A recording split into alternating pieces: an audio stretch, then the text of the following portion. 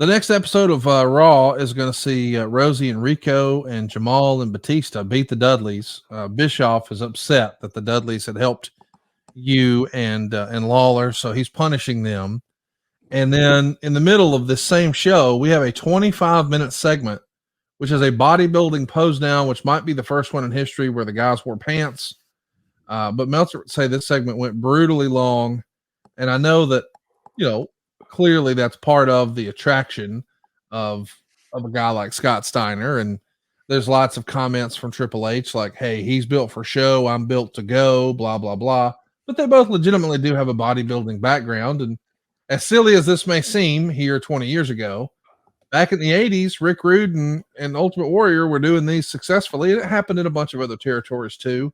Right. Did this feel out of place, or did it feel like a throwback that we hadn't seen in a while? At least I wasn't worried about the throwback aspect of it, Connie, and I can see where your point is and where you're going. But it felt real, it felt organic, and so no issues with that. You gotta. It's the same basic mindset that we just talked about. Kurt, having him at ringside, having him doing promos, keep maintaining his exposure on television was important.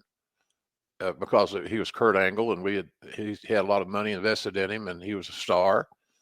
So consequently, that's where that was, in my view, that we maximized the minutes of the guys based on their physical limitations.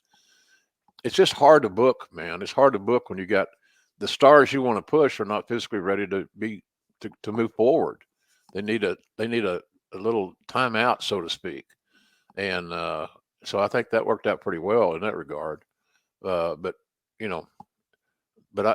the bodybuilding aspect it seemed like it fit. Both those guys have great bodies, as you said, Conrad, so eloquently, by God.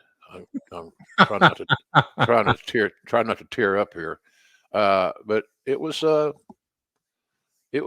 made sense. It made sense. I'm with you. It went way too long. Yes.